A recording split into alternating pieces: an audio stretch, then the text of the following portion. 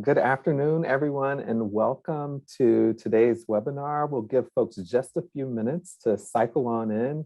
We've got a great number of participants joining us, so really looking forward to this awesome dialogue and conversation this afternoon.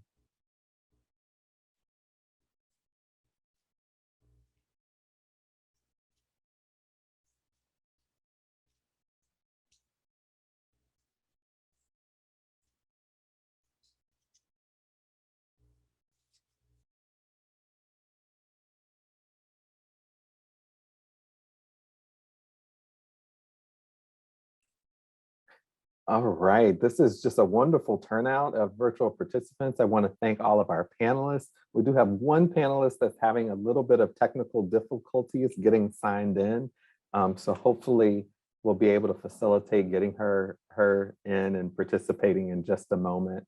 I want to thank everyone for joining us this afternoon as History and Health Racial Equity hosts a virtual panel that examines the first heart transplant in the South in the historical context of racial inequality and segregation, while also exploring the changes and advances in transplantation in the 21st century.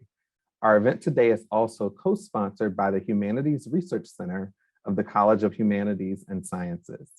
I am Dr. Carlos Smith. I am the Director of Diversity, Equity, and Inclusion, as well as Ethics Curriculum at the VCU School of Dentistry. It's my pleasure to be joined today by Dr. Phillip Duncan, who's the Medical Director at the Cardiac Management Health Network, Jodi Koste, our University Archivist, Dr. John McCarty, Director of VCU Massey Cancer Center's Cellular Immunotherapies and Transplant Program, and Ms. Denise Davis, a heart transplant recipient. Many of you are keenly aware of the first heart transplant in the South that occurred in 1968, right here at VCU, then widely known as the Medical College of Virginia. The history-making event has had additional light shed upon it recently with the release of a book about the topic entitled The Organ Thieves, the shocking story of the first heart transplant in the segregated South by journalist Chip Jones. In fact, the VCU University College has recently announced the book as its choice for its Common Book program for the 22-23 academic year.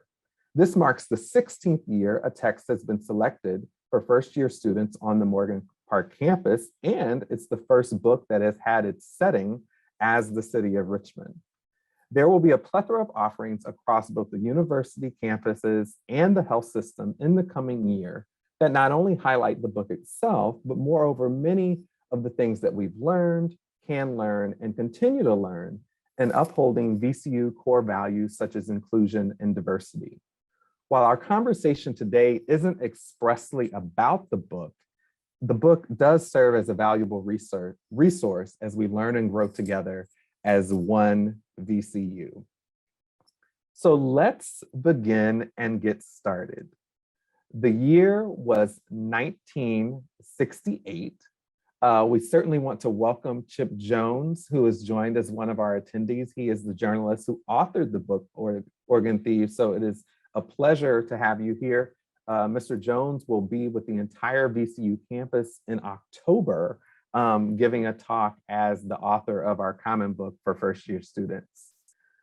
Let's get started with our panelists. So the year was 1968. The patient was Bruce Tucker. I want to start with our university archives specialist and archivist, Jodi Koste. Can you provide some historical context for us? What can you tell us about the account of the procedure, possibly the patients or any of the surgeons themselves, Dr. Richard Lower and Dr. David Hume, and Joseph Klett, who received the heart transplant? So Jodi's really going to shape for us a perspective that she brings as university archivist. Thank you, Dr. Smith. Good afternoon, everyone. MCV, and it was in its final days as MCV at the time of the first heart transplant here in Virginia. It's a much smaller institution than we know today, although it had certainly many of the features that characterize VCU today. They were receiving federally funded research funds, and they had been for quite some period of time. One of the big grant getters was Dr. David Hume, who came to the school in 1956 to be chair of the Department of Surgery. And it's he that began the transplant program. He had his hand in some of the early pioneering work that was done in Boston. He did a kidney transplant between identical twins. And those were the first procedures, were usually done between twins. Finally moved on to transplanting between relatives that were good matches. And he started building up the program in the mid-60s, and the institution, in part because of some of his research, was building a reputation for being able to manage transplant patients, dealing with the issue of organ rejection. Hume had his team try their hand at liver transplants in this time period too, although they did not have much success.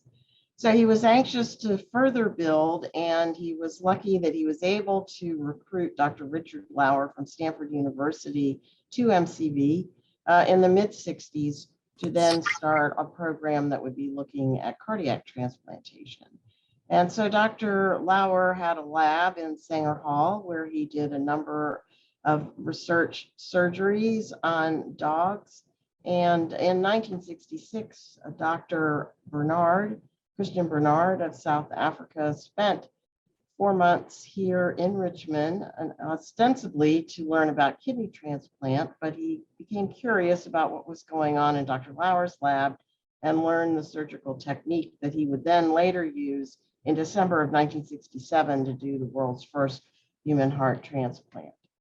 So several transplants had occurred, including one at Stanford by Dr. Norman Shumway, who was Dr. Lauer's mentor while he was here. He worked in his lab.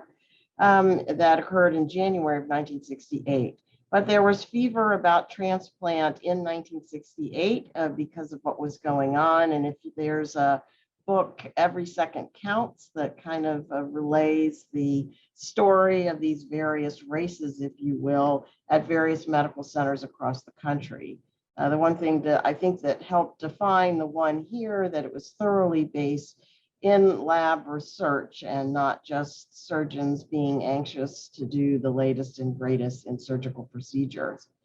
So Dr. Lauer actually had an opportunity in 1966 to perform a transplant, but he was a very careful surgeon and a careful person by nature. He decided not everything was correct. There was a blood mismatch, and so he opted not to do the procedure at that particular point. But then another opportunity came in 1968 when Mr. Bruce Tucker came into the emergency room on a Friday night and proved to be neurologically dead on Saturday. And at that point, decisions were made, and they secured permission from the medical examiner, and the heart transplant then was done. Mr. Tucker was a Richmond resident, worked locally at an egg packing plant just multiple blocks from the school. He did have many next of kin in the city, but that was one of the tragedies of the heart transplant, as there was no family member contacted. It was all based on the surgeons took their authority based on permission given from the medical examiner's office. The heart was transplanted into a man, Joseph Klett, who was from Orange County, was a middle-aged businessman, had been failing for some time, and virtually there were no other options to keep him alive other than to try what was very experimental at the time, to do the heart transplant. So the heart transplant went well. Dr. Lauer commented several times afterwards how beautiful the heart looked and was working well immediately after the transplant. But one of the things they didn't realize, since most of their experience was from kidney transplant, is that there was a higher need to deal with the immunosuppression problem. And so actually then Another first for MCV is that the surgeons lost their patients because of acute rejection. A lesson learned there for sure. And then, of course, the whole situation with the court case. So quickly here, I don't want to talk too long, but within essentially a day, there were starting to be questions about who was the donor. There was a lot of publicity in the early days, and particularly since the transplants were often between family members, that names appeared in the newspaper. MCV did not want to release those names because they had no permission from the family and kept things silent. But soon word got out to the press and it did appear in the newspapers. And why it made news is because Mr. Tucker was an African American and his heart was transplanted into a white man, Joseph Klett. So not too long after, this then becomes a topic in the newspaper. Ultimately, the Tucker family finds out from the undertaker that their brother had had his heart and kidneys taken for transplant. And ultimately, they then took the transplant surgical team to court. The court found in 1972, 4 years later, in favor of the surgeons, the Virginia General Assembly. From this experience and others happening across the country, then put into play a brain death legislation so that there were other options for transplant surgeons to continue on in this pioneering work. And with that, I'll let you ask somebody else something.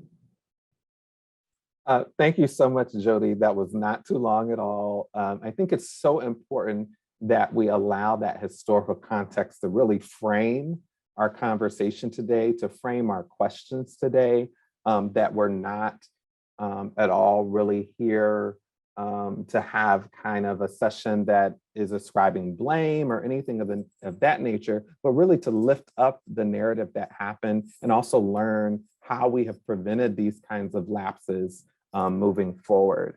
I want to move forward with talking with Dr. Duncan and Dr. McCarty, and I want to kind of broaden the conversation just a little bit, and I think you'll understand where I'm going. I think probably from my lens as both someone who's a clinician, even though I'm a general dentist, I still see patients, but I'm also an ethicist. So for Drs. Duncan and McCarty, what role do empathy and compassion play in our ethical duty and professional responsibilities? And have you seen these concepts evolve, even in just your practice lifetime as healthcare practitioners? Dr. Duncan or Dr. McCarty?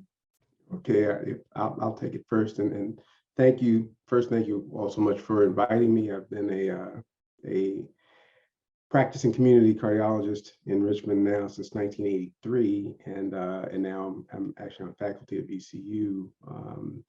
In the Department of Cardiology. But, that's an excellent question, because I think, one of the things that people don't recognize is that empathy is looking inwards. And one of the things that I try and emphasize now that I am at VCU with interns, residents, and med students is that we have to begin to see our patients as us. Empathy is the ability to identify with someone else, to feel their feelings or understand their feelings as if they were your own. Then we can look at the concept of compassion, because compassion really has more to do with what we do outwardly, what we do to benefit the other people through our desire to help. So you can have compassion without necessarily having empathy.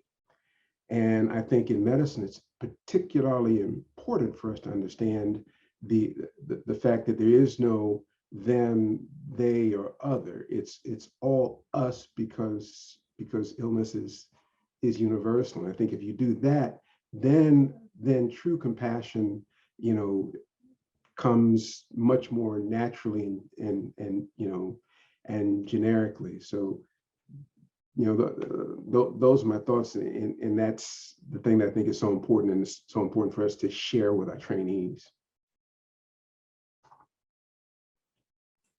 That's fantastic. Thank you so much for that. So what I'm hearing you say is sort of this elimination of this imaginary line of the them and the they and the us, and we're all corporately in this together. So that's a great thought process there. And Dr. McCarty?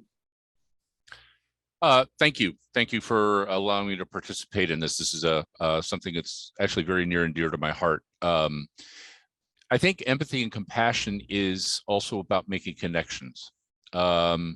It's making connection with the person who is sitting across from you at the table, at the exam room, at the hospital bed.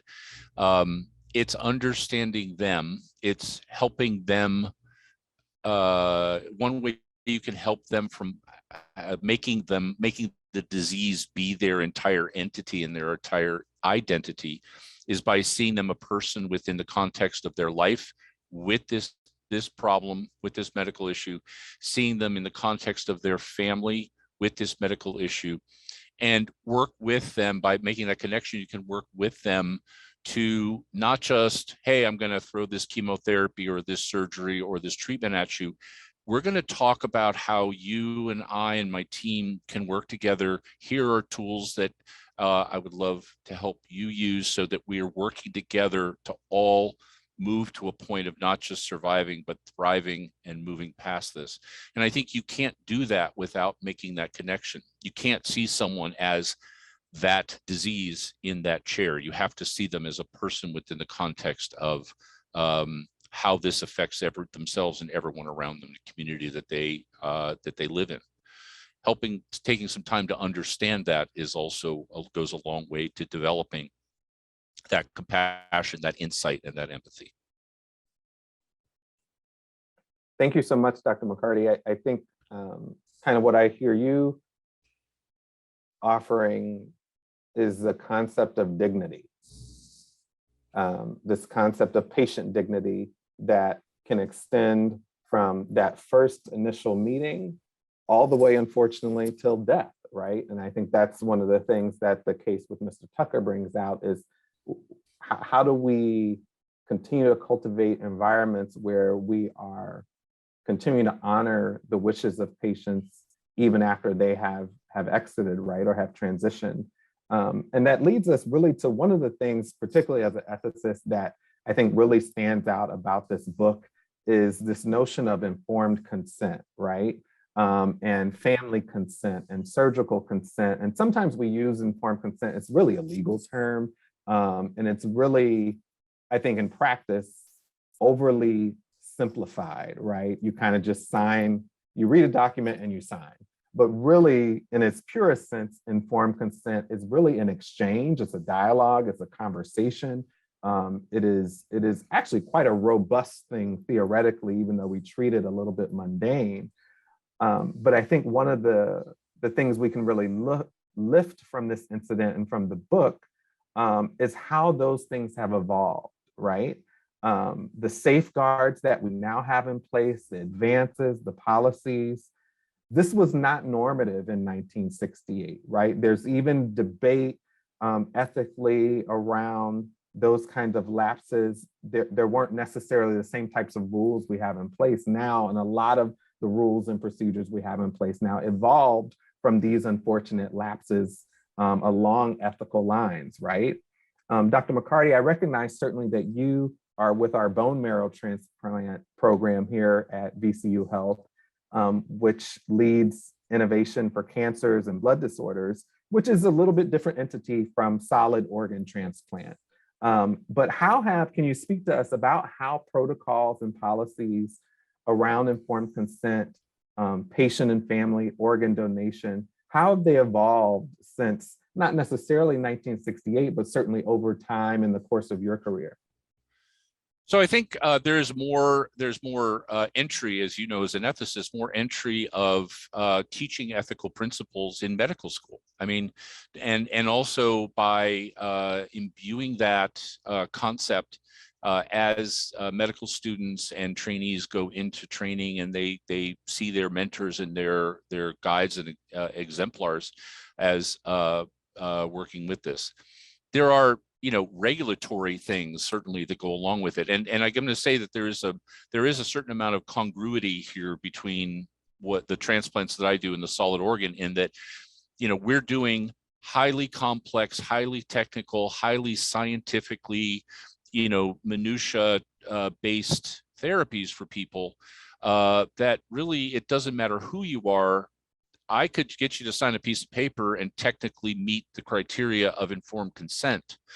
But I think that my best mentors in this area were the people who literally could take highly, highly, highly technical, scientific, involved kinds of procedures and be able to explain it to someone who was a scientist or someone that really was working with a very limited amount of background and relevant information, and giving them the opportunity to explain it. So the barriers to informed consent are not just, I'm going to do it on the sly and we will not sign that piece of paper, but there are barriers that start with education. Am I going to take the time to use not just the physical language that that person speaks to relay this information? Am I going to listen and talk to them and find out the kinds of words they use to speak back to them in their language? Am I going to, it's amazing how you can use cultural references as metaphors to get in and complex information across. You only can do that if you listen to the patient. Listen to the patient and family roles, and giving people not just a set of guidelines, but actually incorporating them as ways in which they can engage in the care and not just have it visited upon them, but to actually participate. Making sure that people who may have limited socioeconomic support know beforehand what they need to have and help give them the support to get to that. And finally, being welcoming. I think that we can create an environment of people being able to ask questions and feel comfortable in participating in their care when we ourselves and our teams look like the people we are serving here in Virginia, and by being open to multiple cultures and multiple approaches and multiple ways of communicating with people. So informed consent is more than signing a paper. It gets into that, what we started with, talking about making that empathetic and compassionate connection, and spending time to not just talk scientifically over someone, but actually trying to explain to and partnering with people in their family so that they can engage in their care. No, that's really wonderful. You've offered us so much in your comments there. Certainly the academic in me is hearing you talk about this concept of health literacy, right? Is there this understanding? Mm-hmm. You also bring up issues around workforce. So what does our workforce look like? Is it mirroring the populations that we serve? Some of the cultural nuances that are within that. I want to encourage all of those who are in attendance today. You can certainly submit a question in the Q&A or a comment in the Q&A section, and we will be, we have some folks monitoring that, and we'll be offering that information up to our panel throughout the time today. So if you have a question that seems to connect with the point where we are, please feel free to put that right in the Q&A section. Dr. McCarty, your words lead me to this next question, which I'll open up to all the panelists here today. And it focuses a little bit more on the book itself, but several assumptions are sometimes made about patients of color in that era. Particularly in this book, we're talking about Black patients because Mr. Tucker was Black, right? But we could make the same notion around maybe immigrant status. We can make the same notion around gender sometimes, and the lack of honoring a female's patient or perspective or their wishes. But in this instance, we are talking about Black patients. And I think it's important, particularly as we now talk about social determinants of health and racism, even actually being one of those social determinants of health. There were statements in the book like there was no need for full informed consent because they wouldn't understand the information anyhow, which is certainly different than what Dr. McCarty just expressed, right? Or even in one part of the book, they talked about this thought that they don't want to pay for hospitalization or funeral, right? Because of perhaps socioeconomic status. Does this type of bias still continue in healthcare today, or biases? Why or why not? What do you think is the foundation for these biases? And if it does continue, how might we eliminate or reduce it?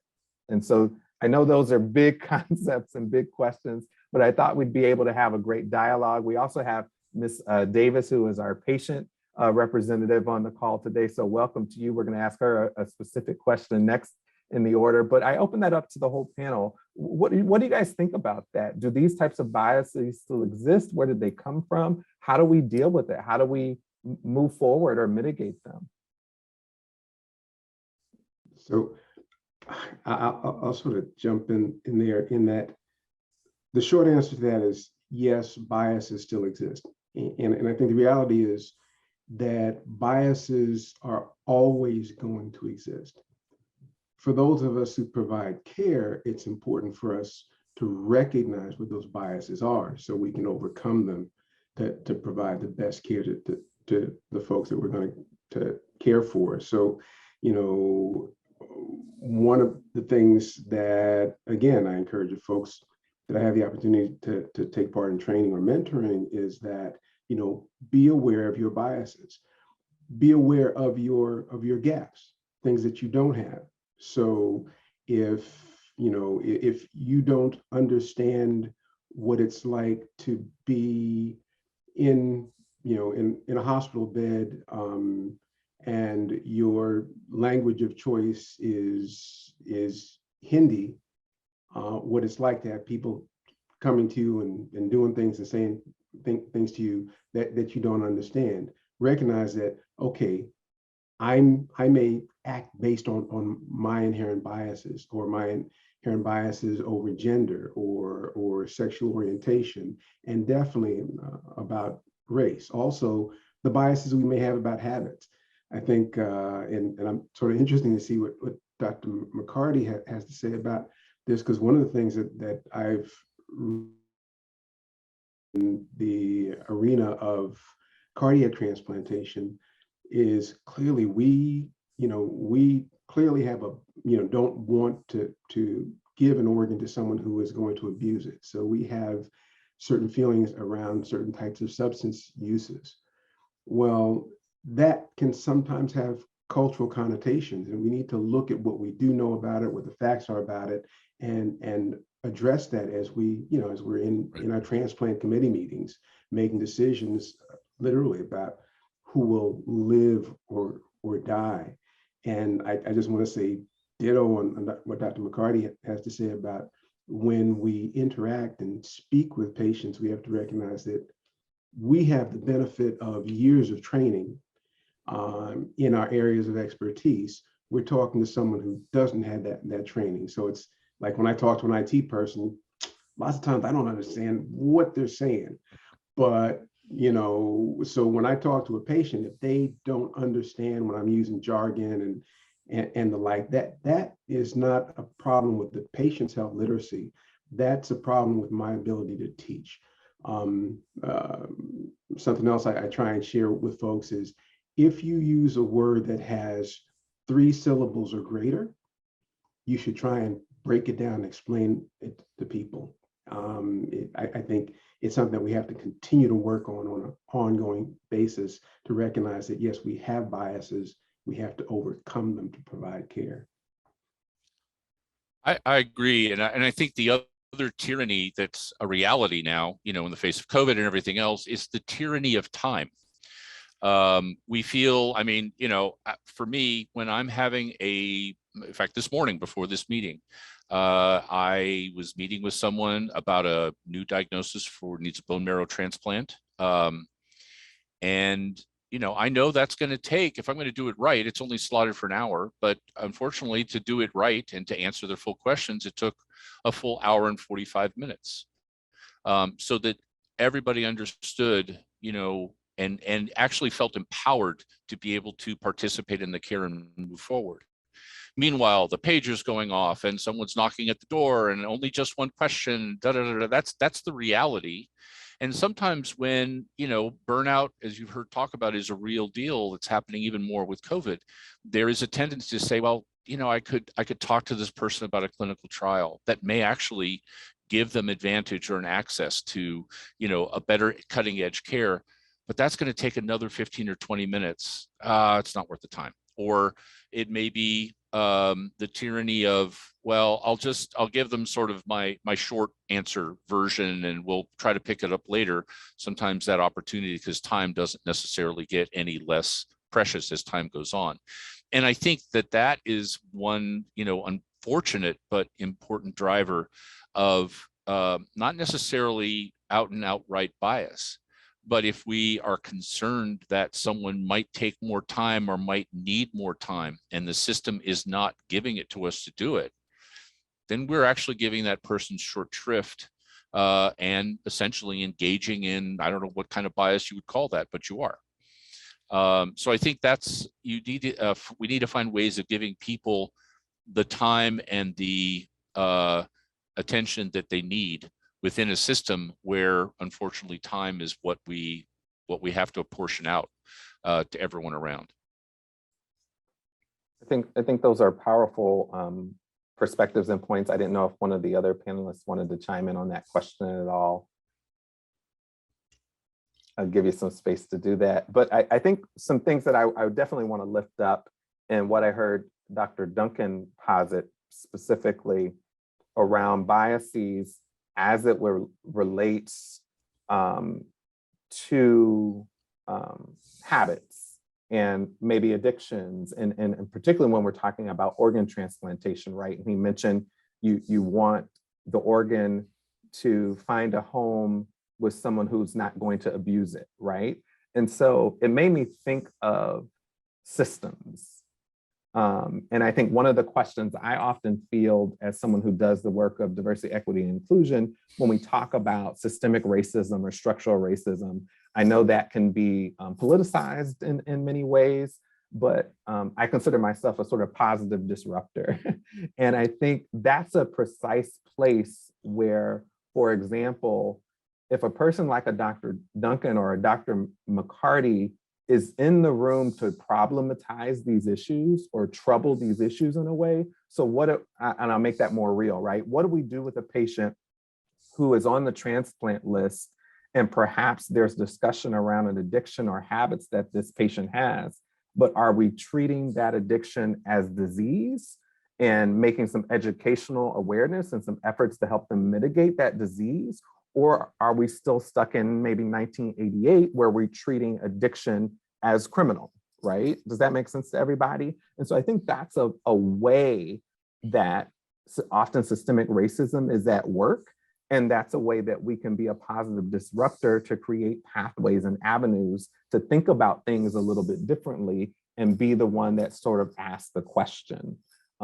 Along with that, we have one anonymous question that says, with regard to transplantation medicine specifically and social support needs required for successful post-transplantation recovery, how do you separate racial biases from socioeconomic factors that may also be seen or used as a bias, but are necessary for risk stratification, right? Selection of patients for the limited organ and resources required for transplantation from medicine to social support. So that's a big question, but I think it gets at the meat of some of the conversation we're having. I don't know if Dr. McCarty or Dr. Duncan would like to take a stab at that at all. So I think, what's the best way to say it? You're right. That can be, in the past, I think that the best way to say it is that's weaponizing. What is essentially a different illness in someone that has an illness we need to treat.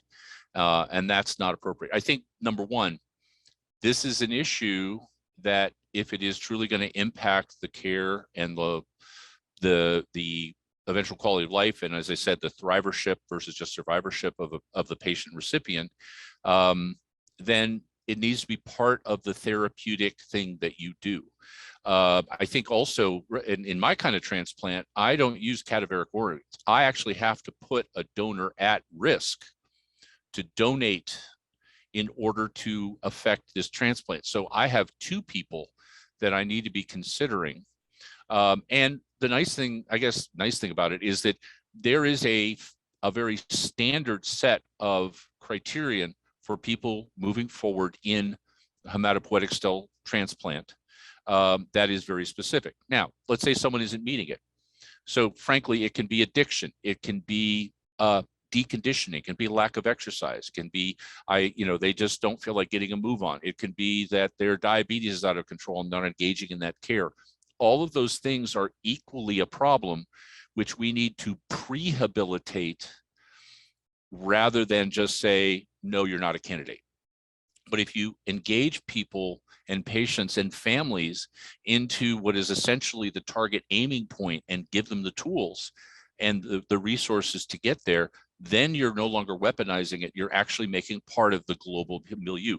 We actually, in the CIT program, we created a medical home within our clinic. So not only do we have, for example, just transplant doctors and nurse practitioners, we have bone marrow transplant focused cardiologists to help with people who are perhaps deconditioned or have other medical issues.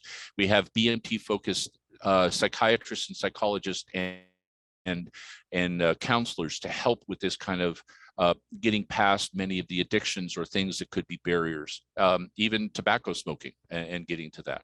We have pulmonary, we have all of these specialists basically to help support every aspect and not just the really narrow focused, how I do a bone marrow or a stem cell transplant, but looking at the patient as the global set of issues and limitations and barriers they may have, and giving them the hand up and giving them the resources to engage in their care to make it work. That's, I think, where we avoid the bias, and we offer that to everyone, and we expect that of everyone, and we expect that of every family. Thank you so much for that. I think that's very rich and helps us understand some of the evolution and also some of the education that's happening with faculty cohorts, people who are on the medical health, the delivery of the healthcare services side of how those things are nuanced and there's a tension, but we're growing and evolving there. That's very helpful. I want to bring in Ms. Davis, who is our patient that has joined us certainly, and who quite literally has a new lease on life as a result of many of these advances and innovations that perhaps would not have been available today had we not had these very unfortunate incidences like a Mr. Tucker, right? I think that's some of the pushback, at least in circles I've been in, that I've received when we wanted to broach these topics. People say, oh, but think of all the lives that have been changed as a result, right? So Ms. Davis, thank you for being here with us. Thank you. With this event that happened, what are your feelings about it? Do you have feelings attached to this historic incident? Do you have feelings as a person of color that is then perhaps in tension with the fact that you're a recipient of a lot of this technology and innovation? We'd love to just know what you're feeling about this today. Okay. We're talking about the incident back in '68 versus today. Well, that was not too cool back then, but they didn't have a lot of things in place like we do now. So I can understand that. And I'm glad that we do have more in place so this won't happen again and we continue to move forward. That's how I feel, It's a sad thing, but we've also learned and moved forward with it and learned a lot and legal wise. So I'm good. I'm good with it. I am. Thank you for that perspective. Mm-hmm. Can you share with us your experience as a transplant patient? My experience was truly wonderful. It was awesome. It was everything I was told. when I first went in doing the actual healing part and coming out, I had a very good team at VCU Health that made me comfortable. They taught me. They didn't do anything without telling me first. And my experience was awesome. It really was. I have no complaints about how I was treated. It was beautiful. I mean, I had a couple of, people, but out of the majority, 90% of them were just awesome. 90%. Mm-hmm. So tell me, what does that mean? You said I can infer what you mean, but I want you to tell me, what do you mean you had a couple of people? A couple of people that were like what we're talking about, maybe one or two, but I dealt with a little of that bias, but I didn't allow it to get next to me because, it's always going to be one somewhere or two, but I did not let it get next to me. I just said, okay, maybe I'm just going to be quiet and be cool and let them come around. But I did deal with a little bit of it. But my more important thing was to heal and be thankful for what I got, but I did. I did. So yeah, no, thank you for that. I wanted to push you a little bit there to articulate that in the eloquent way that you did. But I do think it's important for those listening, for those who do this kind of work. Everyone maybe doesn't have the wherewithal or the tools that Ms. Davis had to either look beyond the bias or sort of say something that counters the bias or stops the bias, or to have this holistic perspective that, you may be biased against me or treating me a certain way, and I don't have the time to figure out why. I want to get better, right?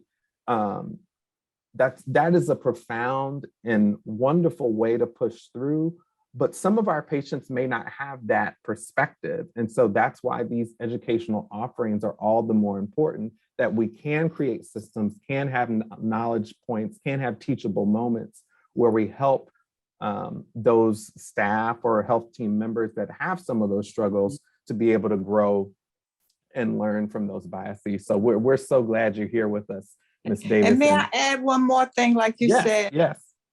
To avoid a lot of it, because Dr. McCarty and Dr. Smith are right on the money. But to avoid all of it, I mean, you can't avoid all of it, but I think you need more training with your nurses. It's a whole group thing. And then you're still not going to be able to control it all. But training with the nurses and anyone else that works with the patient, that's where you're going to have to do it. Because when they come into a room, you feel that spirit and that vibe. But if you train me and show me and keep telling me, then, okay, look, this is my job. I love it. This is a patient, innocent child, innocent person. But it's got to start with the staff. Got to start with the staff. That's so helpful. I do want to, there's one question from the chat, and you guys are putting forth lots of questions. I'll try to get to most of them. Did you ever feel the criteria for you getting a heart was different than others that looked different than you? No, and I'll tell you why. Because like Mr. McCarty was saying, and you were saying, and Dr. Smith, I had to go through the drinking, the drugs, the mental part of it. I went through everything from capital A to little z. So they made me aware. I went through all of that. I had to take mental tests, see. So no, I don't believe that. No, I don't. Thank you so much. That's so helpful.